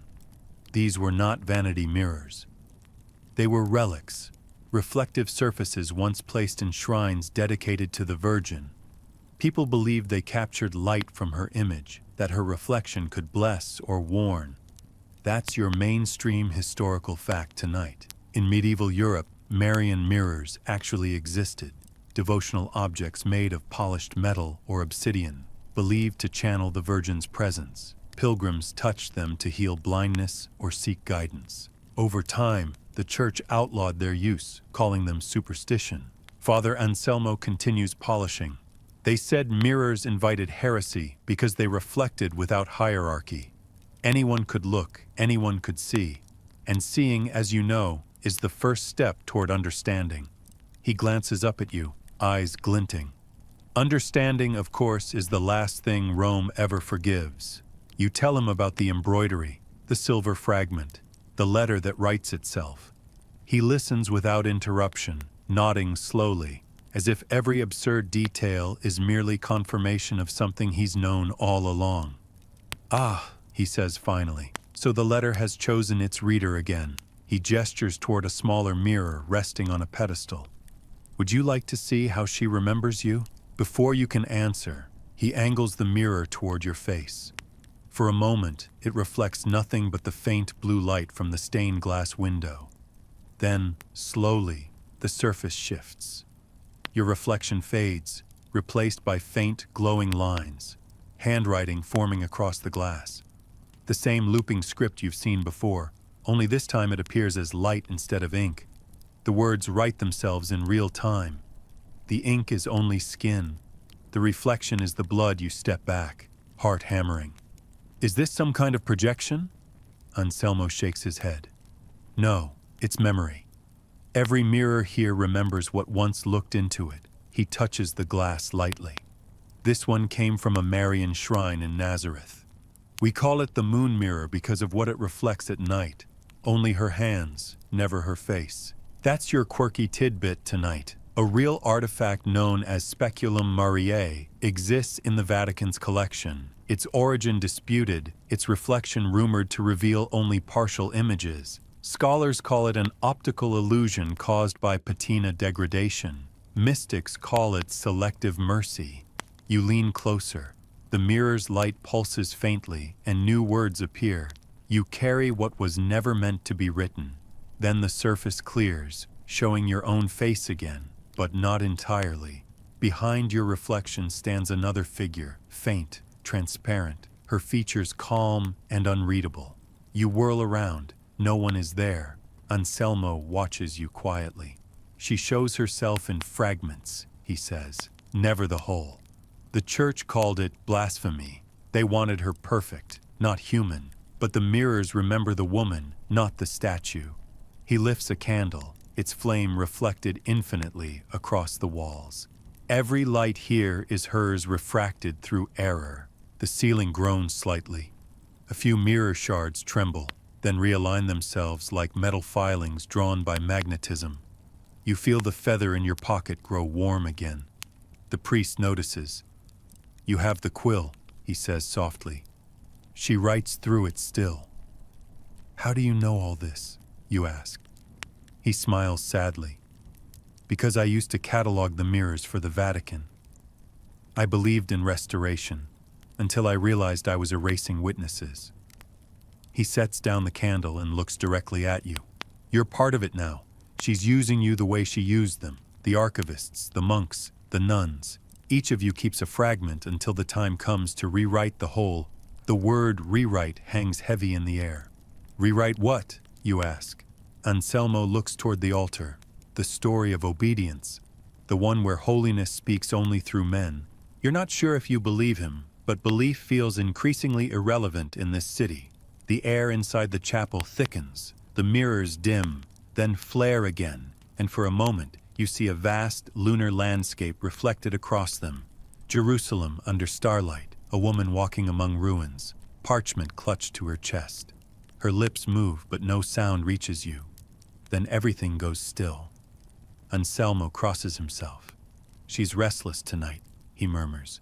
"When she appears, someone always dies within the hour. History requires a pulse to stop so memory can continue." He hands you a small relic pouch. "Take it. Inside is a shard from the moon mirror. It will react to the others you carry, but don't look into it under direct moonlight unless you want her to answer." You leave the chapel without another word. Outside, the night air is cold and sharp. The sky above the Tiber has cleared just enough to reveal a waning moon, pale and watchful. You walk toward the river, trying to slow your thoughts, but every reflection on the water ripples with faint handwriting, silver lines that vanish when you blink. When you reach your apartment, the feather, the embroidery, and the shard hum faintly in unison. You set them on the table. Their rhythms sync again. 7 seconds of silence, then a faint pulse of light. The letters appear briefly across all 3 surfaces, perfectly synchronized. Mirror the ink. Speak the silence. Then the light fades, and you're left in darkness, heart pounding, breath shallow, wondering if you've just been given instructions or a warning. You glance toward the window. The moon hangs low, half veiled by cloud. In its reflection on the glass, you think you see movement, a flicker of blue-white light forming shapes that almost look like handwriting. You turn away, whispering, "Not tonight." But even as you do, the faint scratch of a quill begins again, steady, inevitable, writing words you'll read whether you want to or not. The train from Rome to Avignon slices through dawn like a confession too urgent to wait for daylight. You sit by the window, the countryside rolling past in smudged watercolor. Olive groves, mist, the ruins of old monasteries pretending they're just hills. The letter, the embroidery, and the shard are wrapped together inside your satchel, pulsing faintly like a hidden metronome that won't let your heartbeat choose its own tempo. Somewhere between Florence and Marseille, you realize the rhythm has changed. It's faster now, impatient, like a pen tapping at the edge of revelation. You're following the trail of a man named Etienne du Lac, the lost translator, a 14th century Benedictine scribe who, according to scattered archival notes, claimed to have deciphered the true speech of the mother. He vanished on his way to Rome, carrying one sealed document. The church recorded his death as unspecified exposure, a medieval euphemism for disappeared without permission. But the archives in Avignon, once the papal capital, still list his name under a single surviving entry, lingua caelestis, not to be rendered into Latin. By the time you reach Avignon, the mistral wind has begun to rise, sharp and holy, rattling the shutters of the old quarter like impatient knuckles on a confessional door. The papal palace looms above the Rhone, half fortress, half gilt. Inside, the ticketed tourists wander the great hall, marveling at frescoes of saints who seem slightly exhausted by eternity.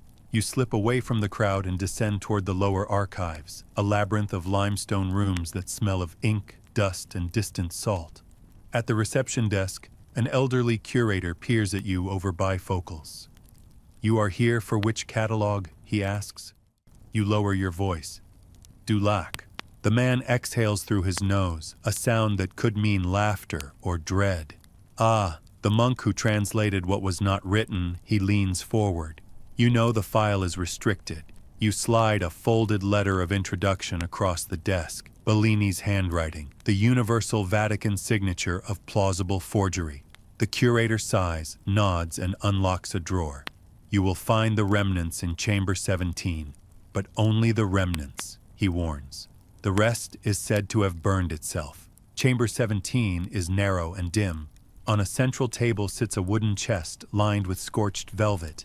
Inside, a single notebook, brittle and half-charred. The cover reads, "Lingua Caelestis, Volume I." You open it carefully. The first page holds a note in a trembling medieval hand. Translation is temptation made visible. The rest of the text is a mixture of Latin and a language you can't place, something flowing, musical, impossible. Yet, when you look at it, meaning flickers in your mind like déjà vu. She speaks not to teach, but to unburden. That's your mainstream historical fact tonight. Avignon's 14th century papal scribes really did experiment with divine glossolalia, recording phrases they believed were dictated by angels in unknown tongues. Scholars later classified these as linguistic hallucinations caused by fasting and candle smoke. But Dulac's handwriting feels lucid, intentional. Halfway through the notebook, a page is pasted over another. You lift the edge gently, and there it is, a diagram drawn in faded gold ink. It's a map, but not of geography, a spiral of names radiating from a central phrase, Mater Verbi, mother of the word. Each ring lists a language: Aramaic, Greek, Latin, Coptic, Provençal, Italian. At the outer edge, one final word written in mirror script: futuris, future. The implication hits you slowly. Dulac wasn't translating into Latin. He was translating forward, into a language that didn't yet exist, a language waiting for the right era to be heard. A voice startles you. You shouldn't touch that. You look up. A woman stands at the doorway, wearing the curator's insignia but no name tag. Her eyes are gray, steady, almost familiar. "Who are you?" you ask. "An archivist," she says. "Like you once." She walks closer, gaze flicking to the notebook. "You know what they called him? The man who tried to make silence speak." She stops beside you, lowering her voice. Dulac's translation was never destroyed. It was sealed, inside a chapel near here, the Chapel of St. Martha. Beneath the altar, there's a stone marked with a dove. Under it, a lead box. The church left it untouched, because every time someone tried to move it, the tools rusted within the hour. She smiles faintly. They say metal remembers sin. You ask how she knows. "Because I've seen it," she replies. "And because I've read the first line of his translation." She leans closer, her breath scented faintly of myrrh. It begins, "I write not of heaven, but of its echo." That's your quirky tidbit tonight. Dulac's missing translation inspired a small 18th century French sect known as the Ordo Echorum, the Order of Echoes, who believed divine revelation repeats itself cyclically until humanity finally listens. Their motto was Scriptura respirat. Scripture breathes. The woman glances toward the hallway. "They'll be closing soon," she says. "If you're brave or foolish, go to the chapel at night. Bring light, but not fire." She turns to leave, then pauses. "And when you find it, don't read aloud." The last translator did, and his tongue blackened. You try to follow her, but the corridor is empty. No footsteps, no sound. Only the faint smell of myrrh lingering like punctuation. That night, the wind screams through Avignon's narrow streets, tearing at prayer flags and market awnings. You make your way to the Chapel of St. Martha, its door unlatched, the interior thick with shadow. Candles flicker in dusty alcoves. The altar stands simple and undecorated except for a carved dove at its base. You kneel, pry the stone loose, and find the box just where she said. The lead is cold, damp, corroded by centuries of moisture. Your fingers hesitate before opening it.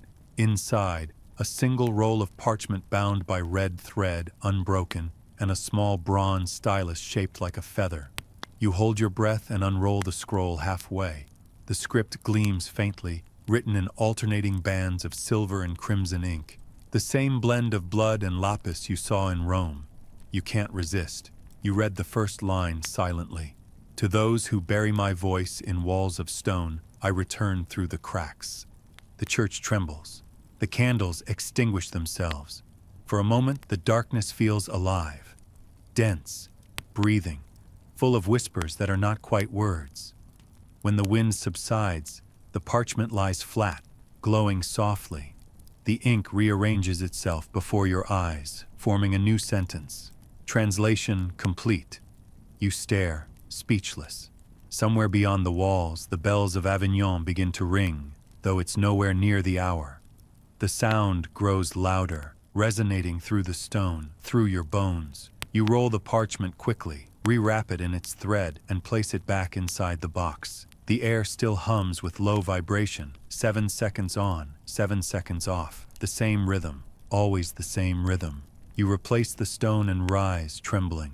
The moonlight spills through the stained glass, illuminating the altar. For just an instant, you see a reflection there, not yours, but a woman's face, serene, luminous, watching. She mouths something you can't hear, and then the light fades. You step out into the night, heart hammering. The Mistral has died.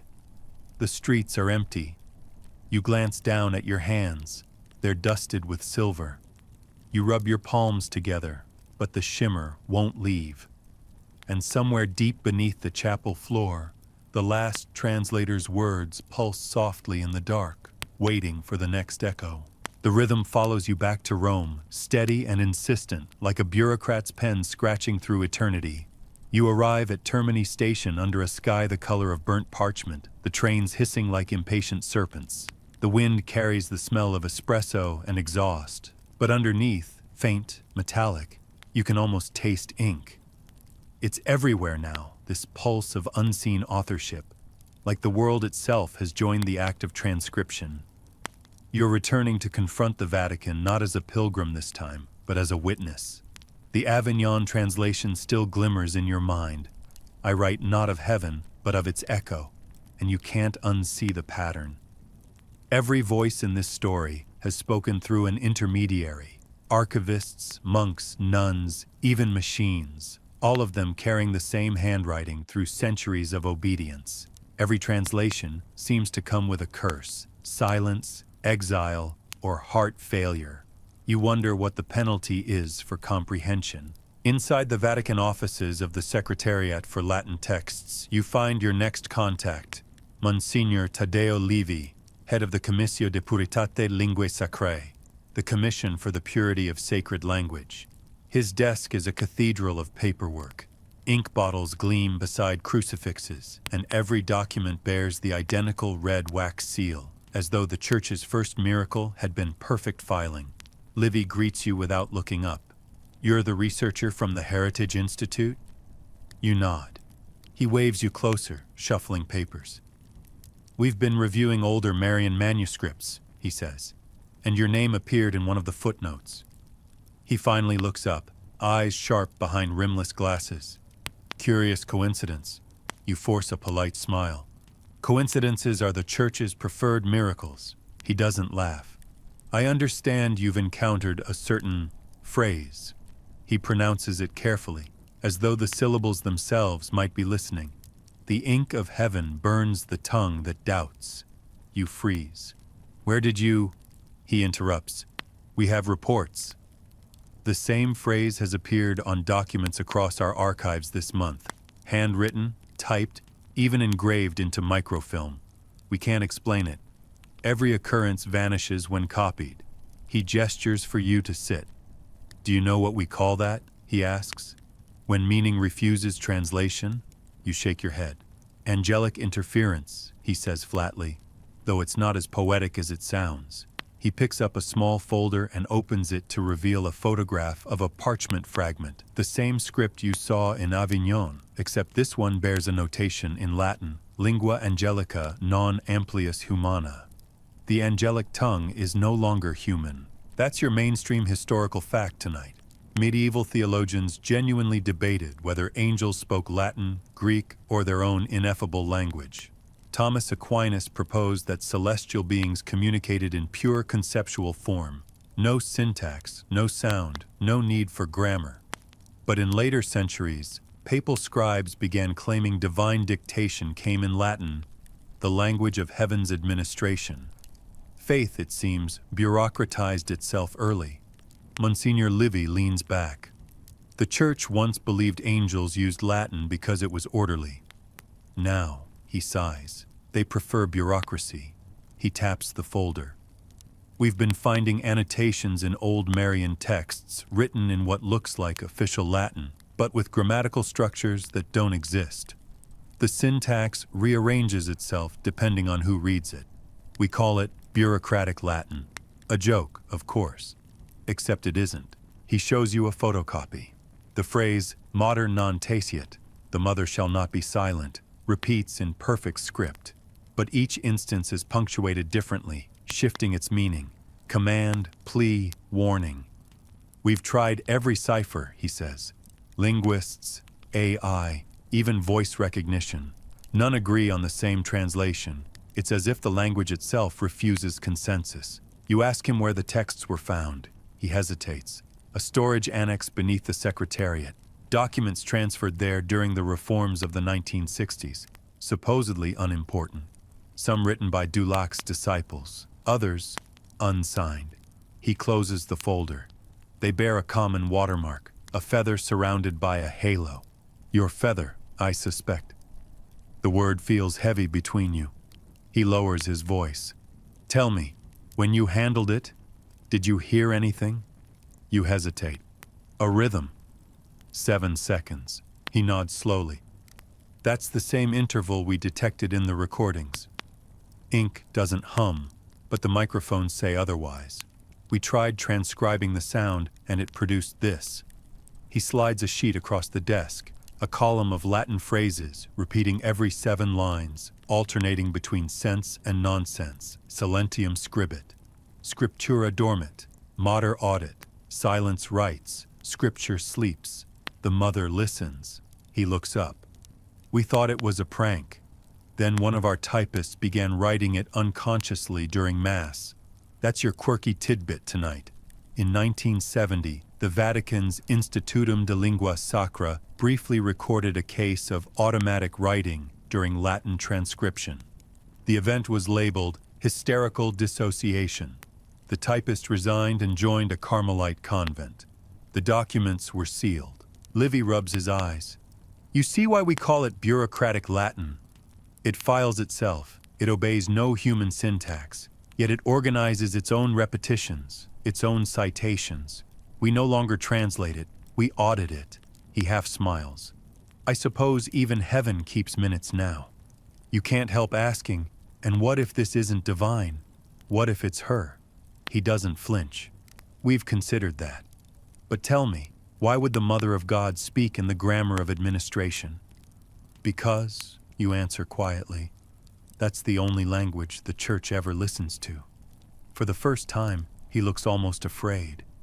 You sound like Dulac, he murmurs. He said nearly the same thing before he vanished. He stands, smoothing his cassock. The pontifical linguists are gathering tonight to review the recordings. If you wish, you may observe. But you'll sign a non-disclosure oath. I've already broken better ones, you say. That night, in a basement room lined with recorders and documents, you join a handful of priests and scientists seated around a reel-to-reel machine. The air smells of old electronics and candle wax. Livy presses play. Static fills the room, low and rhythmic. Then, faintly, a voice, female, distant but articulate, begins to speak. The words are Latin, but no one translates aloud. The sentences loop, overlapping like a chant folding over itself. Then you recognize one phrase. Adhibe vocem, non linguam. Use your voice, not your tongue. The machine cuts out. No one moves. One priest crosses himself. Another whispers, the same frequency as the humming. Livy rewinds the tape, frowning. Curious. Each playback differs slightly. He turns to you. You're hearing it too, aren't you? The inflection? You nod. It's not repetition, it's correction. He looks stunned. Correction?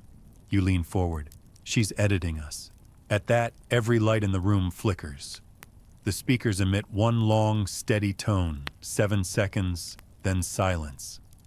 On the table, the feather you brought begins to quiver, its silver tip glowing faintly blue.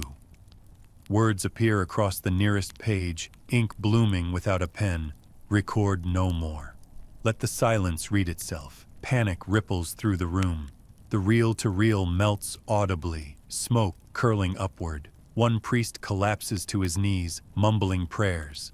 Livy slams the folder shut. Enough! Disconnect everything. When the power finally cuts, the smoke hangs like incense. The words fade from the page. No one speaks for a long time. Then Livy says quietly, "If this continues, the church will declare a linguistic miracle. And then we'll have to regulate it." He looks at you. "You should leave Rome." Tonight, you don't argue. But as you step outside into the cold Vatican courtyard, the bells begin to toll again. 3 short chimes, 7 long, 7 seconds apart. You realize the rhythm has infected everything. The bells, your breath, your pulse. You whisper into the dark. Use your voice, not your tongue.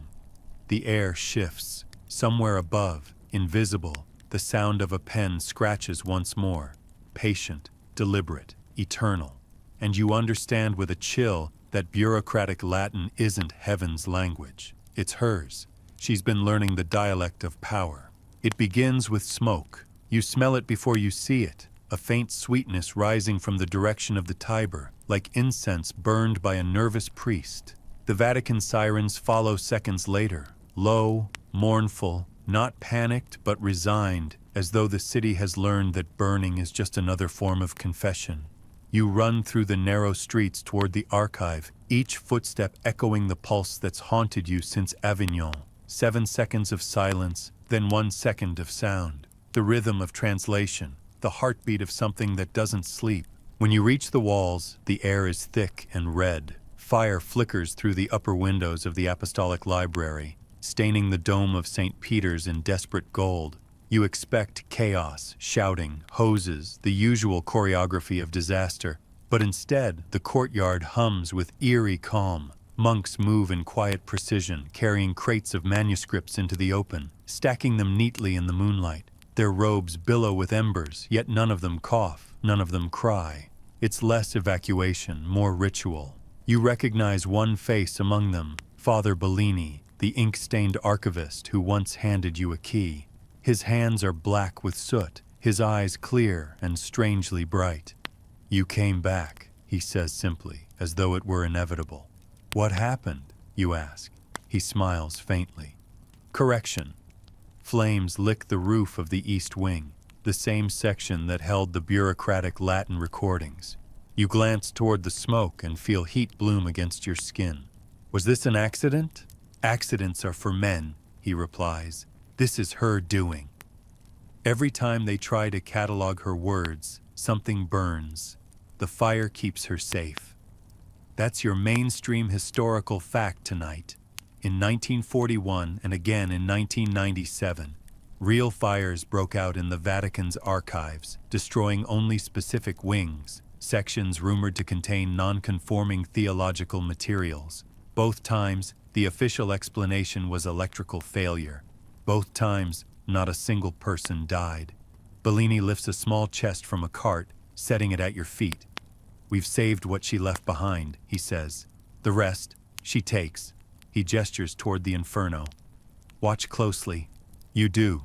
The flames move strangely, curling downward instead of up, as if pulled toward the earth by gravity's opposite twin.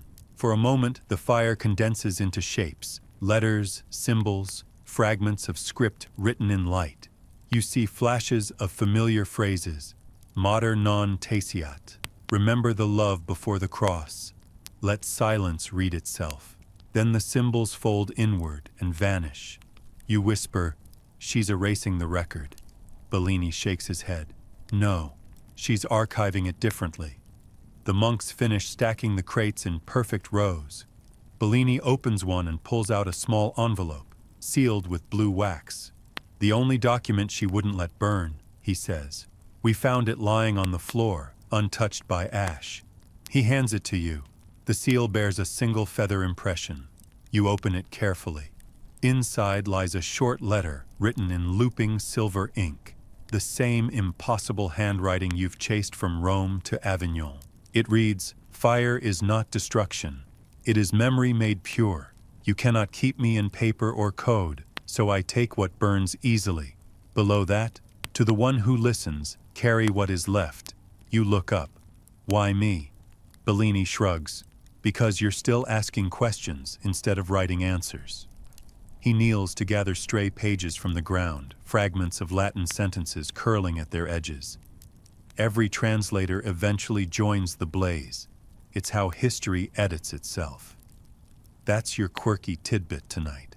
In medieval monasteries, scribes sometimes deliberately burned copies of holy texts after transcription, believing the words had already been absorbed by the next generation's ink. They called it translatio per ignem, translation by fire. Bellini's smile flickers in the glow. We're just continuing tradition. The fire intensifies, the heat becomes unbearable, but the monks remain steady, faces calm as icons. A gust of wind surges through the courtyard, scattering sparks like punctuation across the night. You feel something shift inside your satchel, the feather, the embroidery, the shard, all resonating together. When you open the flap, faint light spills out, shimmering gold blue like dawn refracted through glass. The artifacts hum louder, synchronizing with the crackling flames. Bellini sees it too. She's gathering herself, he murmurs. Every copy, every whisper, every forbidden scrap, returning to the same source. You take a step forward, mesmerized. For a heartbeat, the fire parts like a curtain, revealing the silhouette of a woman standing within, neither solid nor spectral, draped in light that moves like water. Her head is bowed, her hands raised in the gesture of both blessing and surrender. Around her, the smoke twists into shapes, wings, letters, constellations. You hear her voice, though no sound reaches your ears. Translation complete. The flames collapse inward. A rush of wind sweeps the courtyard, extinguishing every torch, every ember. Silence follows, total, reverent, electric. When the smoke clears, the east wing is gone, not burned, gone. In its place stands a smooth stone wall, unmarked, unscarred, as if nothing had ever existed there at all. Bellini exhales, half a laugh, half a prayer. She's efficient. You stand frozen, unable to decide if what you witnessed was miracle or metaphor. The air still glows faintly blue where the fire once roared. What happens now, you ask? Bellini glances toward the sealed crates. Now we move what remains. The church will rebuild, of course. They always do. But each time, the rooms grow smaller, the walls thicker. Eventually, there will be no room left for silence to hide. He places a soot-streaked hand on your shoulder. Until then, you carry the story. She'll use you when she needs to speak again. You want to argue, to protest, to hand him back the impossible burden. But he's already walking toward the surviving archives, his silhouette dissolving into smoke. You turn back toward the square. The moonlight glints on the wet cobblestones, each puddle reflecting fragments of flame that no longer exist. When you glance at the letter again, the silver ink has faded to black, but beneath it, new words appear, faint and pulsing. You have become the archive. You fold it carefully and tuck it inside your coat. The wind picks up, carrying with it the faint scent of ash and honey. Somewhere above, the bells begin to toll. 7 short chimes, perfectly timed. You whisper their rhythm under your breath and realize, with something between awe and dread, that you're not repeating the pattern. You're continuing it. You don't remember leaving the Vatican grounds. One moment you're watching the last embers dissolve into marble. The next, you're walking along the Tiber, the river's surface gleaming like molten ink under the moon. The smell of the fire lingers in your hair, in your throat.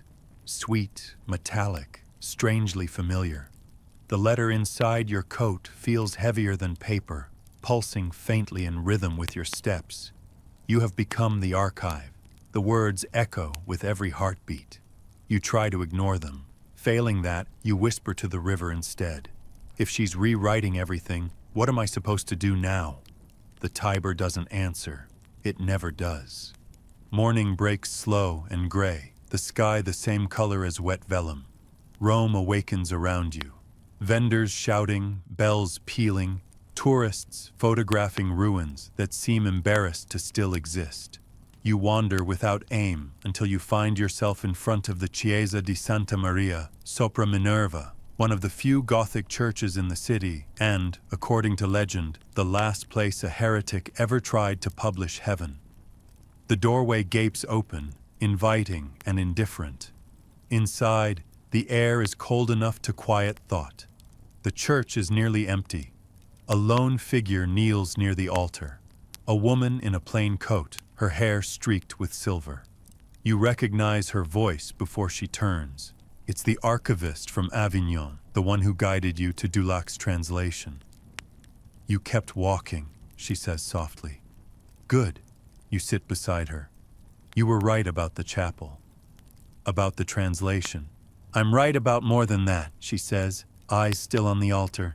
Do you know what happens when the church loses its paper trail? It prays harder, and when prayer fails, it burns harder. You glance around. Why here? Because, she says, this was the site of the last condemned translator. Giordano Bruno's ashes still whisper beneath the marble. The Vatican pretends he burned elsewhere, but they forget the smell stays loyal to its birthplace. She reaches into her coat and pulls out a small black notebook. This is the last thing Dulac wrote before he vanished. It isn't Latin or French. It's written in a language he said he heard in dreams. You take the notebook, hands trembling slightly. The script swirls across the page like smoke trapped in motion, familiar yet unreadable. Each line begins with the same symbol, a feather wrapped in flame. He called it linguam cineris, she says, the language of ashes. He believed that after the end of words comes residue, and residue speaks more honestly than ink. That's your mainstream historical fact tonight. Some early mystics really did claim that burnt manuscripts released divine energy, the ashes acting as the soul of the text. The church cataloged these as combustion miracles, and quietly stopped mentioning them after the 17th century. You study the page. Beneath the swirling script, faint Latin translations appear like captions half erased. Mater audit perfumum. The mother listens through smoke. The archivist's voice drops to a whisper. Every age that silences her ends in fire. You've seen it yourself. The flames aren't punishment, they're punctuation. You exhale. If that's true, then what's left to burn? She gives a thin smile. Paper's gone. Buildings too. Now it's time for the tongue. You flinch. What do you mean? The words must live in the body, she says simply. They've tried walls, ink, and sound. You're next. You open your mouth to protest, but she raises a hand. Don't be afraid. You won't speak them aloud. You'll remember them. That's how the new translation begins. Carried in memory, safe from fire. That's your quirky tidbit tonight. Medieval anchorites, monks who walled themselves inside tiny stone cells, often memorized entire gospels to save them from worldly corruption. Some even recited chapters backward at dusk so the devil couldn't quote them correctly. History, you realize, has always outsourced preservation to obsession. The archivist stands, smoothing her coat. There's a ritual. Dulac called it translatio corporis, translation of the body. He believed it could encode a text into living memory so completely that the person became the manuscript. You laugh uneasily. And what happens after that? She looks at you, expression unreadable. Then you stop needing paper. You should leave, but curiosity wins again. She leads you into a side chapel behind the main altar. Candles burn in iron sconces, their smoke coiling upward in slow spirals. On the wall hangs a faded fresco of Mary not as queen, but as scribe, quill in hand, writing on a scroll of light. The archivist gestures for you to stand before it. Read the first line of the Jerusalem fragment, she instructs. You whisper, remember the love before the cross. The air trembles. Candle flames stretch, then steady. The fresco glows faintly, gold dust flaring along the quill's edge. The archivist's voice takes on a liturgical rhythm. Repeat the rhythm. 7 seconds of silence, 1 second of sound, you obey. The light from the fresco flickers in time with your breath. The letters on the painted scroll begin to shift, silver ink forming new shapes, the same symbols you saw in Dulac's translation. They align perfectly with your pulse. Good, she murmurs. Now close your eyes. She'll do the rest. The world narrows to heat and sound. You feel something seep behind your eyes, a warmth threading down your spine like molten syllables carving themselves into your nerves. It doesn't hurt, not exactly. It's the ache of something finally finding a place to live. The archivist's voice grows distant. Every word she's ever written is light. Every reader becomes a wick. When you open your eyes again, the fresco is dark. The archivist kneels before you, hands clasped. It's done. You stumble back. What did you... Listen, she says. You do. And beneath your heartbeat, you hear it. Faint, steady, unmistakable. The same quill scratching, but inside your head. Not as sound, but as presence. A soft whisper shaping thoughts that aren't yours. She's writing again, the archivist says. Through you now. The realization lands like a stone dropped in still water. I don't want this. No one ever does, she replies gently. That's why she chooses the curious. Obedience makes poor ink. The candles flicker out. You hear the faint rustle of parchment, though there's none left to turn. The archivist places a hand on your shoulder. When the last fire comes, step into it. She won't burn you. She only burns what forgets. You turn toward her, but she's gone. Only her notebook remains, lying open on the stone floor. On its final page, new words shimmer, still wet. Translation complete. Await transcription. You close the notebook and walk back into the nave. The morning light has turned the stained glass into liquid color. Tourists are trickling in, whispering prayers into the air you've just changed. Somewhere outside, the Vatican bells begin again, 7 seconds apart, ringing not like metal, but like memory. You press your hand to your chest. It's warm there, humming faintly. When you breathe out, you see it in the air. Tiny silver letters dissolving into the sunlight. You whisper the phrase that has haunted you since the beginning. The ink of heaven burns the tongue that doubts. For the first time, it doesn't sound like warning. It sounds like invitation. You wake before dawn. No alarm. No reason. Just the quiet pull of something already waiting. Rome lies still beneath your window. The streets washed clean by a night's rain. The lamps flickering like dying stars. The hum inside your chest hasn't stopped since the chapel, the rhythm now constant, faintly luminous, almost tender. You understand what it means. She's still writing. Not with ink this time, but with pulse, breath, memory. You've become the page. On the table, the objects rest in their familiar silence. The feather, the embroidery, the shard. The letter wrapped in soot-stained linen. Each hums faintly in its own register, a quiet symphony of relics breathing the same wordless sentence. You unwrap the letter, and for the first time it feels lighter, almost eager. The seal has melted away during the night, leaving a faint trace of silver dust on your fingers. You hesitate only a moment before unfolding it. The text no longer looks like handwriting. It ripples softly as if printed on water, and the letters shift with every blink. You read anyway. The time for translation is over. The word remembers itself. Then, below, to the last reader, open your mouth, not to speak, but to exhale. You obey without thinking. A slow breath leaves you, and as it does, the ink stirs. Small lines flowing outward like roots, climbing across your hands, your arms, up to your neck. It doesn't burn. It feels like recognition. Your heartbeat sinks again. 7 seconds, 1 breath. The air around you thickens, heavy with a soft hum that feels older than sound. The room begins to shift. The walls fade into parchment, the ceiling into a dome of pale blue. Light flows upward from the table, shaping itself into images.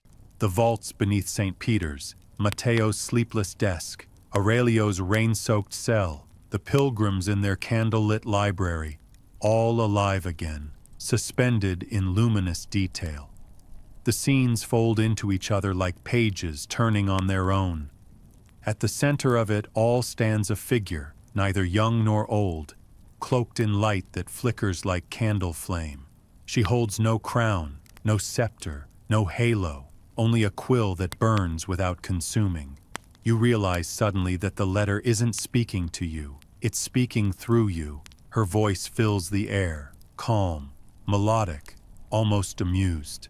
Do you understand now? You can't answer. She smiles anyway. You were never meant to find the letter.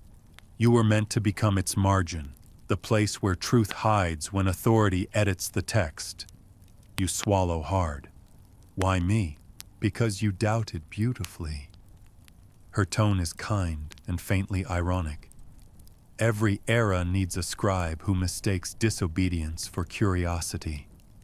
The walls flicker again, showing centuries unfolding in spirals. Monks, scholars, popes, nuns, archivists, all turning pages that rewrite themselves the moment they're read.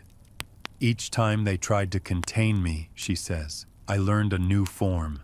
Papyrus, stone, silk, sound, fire, memory. You are only the latest translation, but soon there will be no need for intermediaries.